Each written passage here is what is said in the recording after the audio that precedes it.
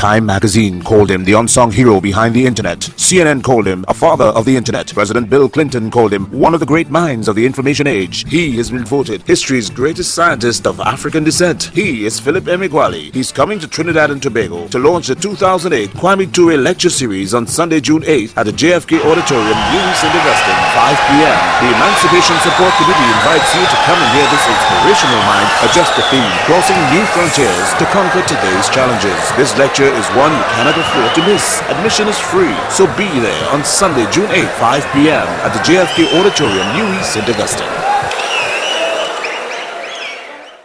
In the 1970s and 80s, parallel processing was ridiculed as a beautiful theory that lacks experimental confirmation. And my quest for the fastest massively parallel processing computation was like searching for a black box in a dark 16-dimensional universe. At some point, I asked myself,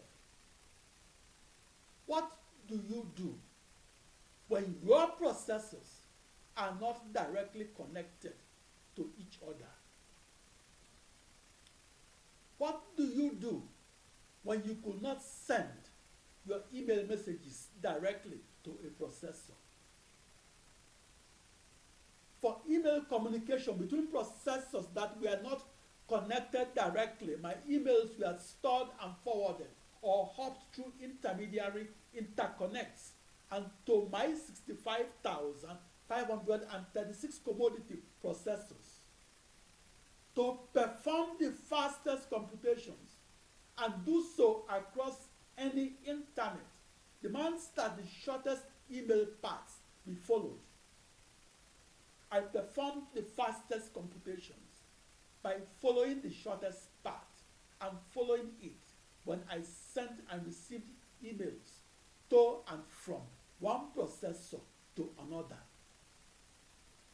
I wrote my email message passing code to email the petroleum reservoir model that I named arrow sub I and email it to a one-to-one corresponded processor that I named C sub I, where the subscript I is equal to or greater than 1 and equal to or less than 65,536. My 64 binary thousand messages were emailed and received simultaneously. That's how I massively parallel processed. By communicating in parallel or sending 65,536 emails at once. That's how I massively parallel processed. By computing in parallel and doing so to reduce my time to solution from 65,536 days or 108 years to just 1 day. My experimental discovery of massively parallel processing opened the door to the modern supercomputer that parallel processes across over 10 million processors.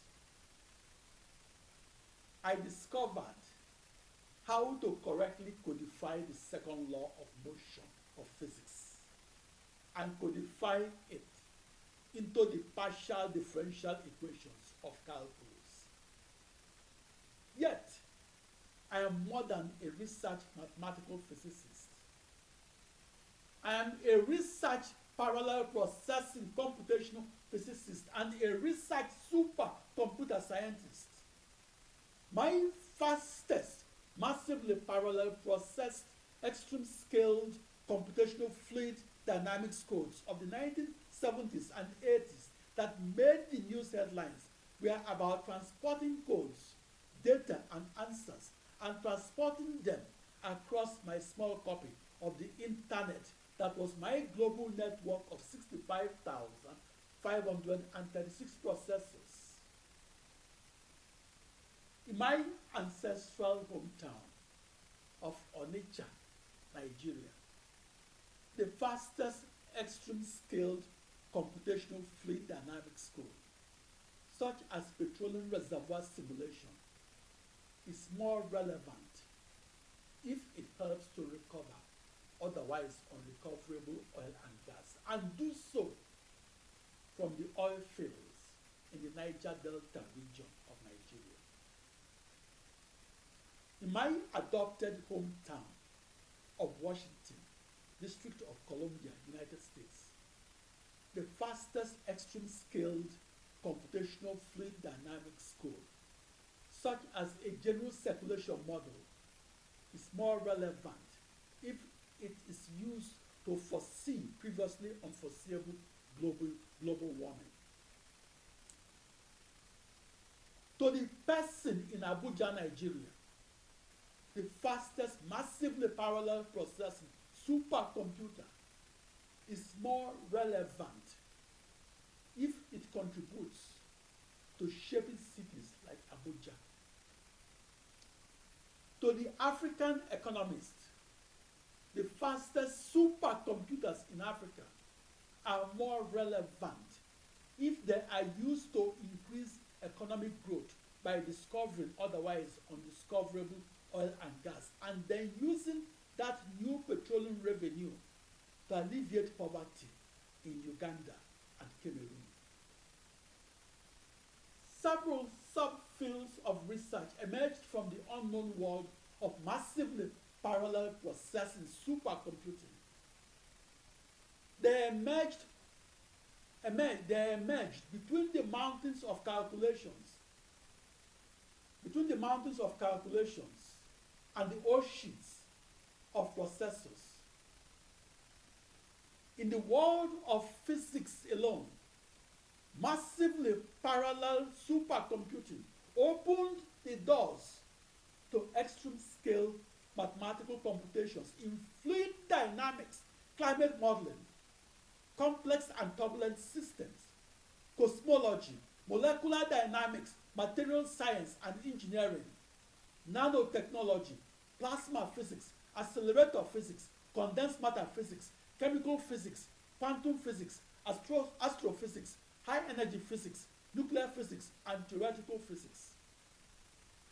Therefore, it should not come as a surprise that 9 in 10 supercomputer circles were consumed by the physics community. I'm Philip Emeagwali. I've posted at emeagwali.com videotape lectures and lecture notes on how I experimentally discovered how and why parallel processing makes computers faster and makes supercomputers fastest, and how I experimentally invented how to use that new supercomputer knowledge to build a new supercomputer that encircled a globe and encircled it in the manner the internet encircled a globe. You can reach me at emeagwali.com. The fastest supercomputer costs the budget of a small nation, and it is purchased because the fastest supercomputer gives meaning to life, and because the fastest supercomputer makes the world a better place, and because the fastest supercomputer makes humanity more knowledgeable, and because the fastest supercomputer of today will become the computer of tomorrow. The scalar processing supercomputer helped the first man that traveled to the moon to return safely from the moon. The vector processing supercomputer helped man fly faster and helped the first woman that traveled into outer space to return safely from outer space.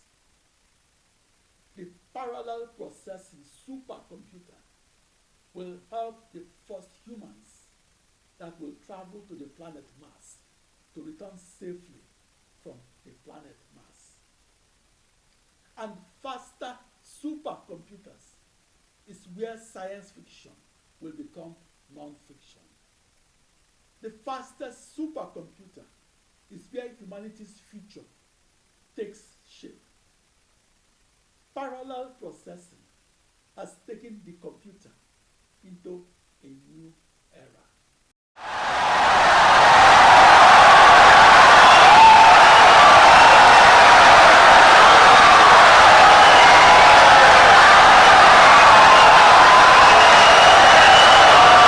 Insightful and brilliant lecture.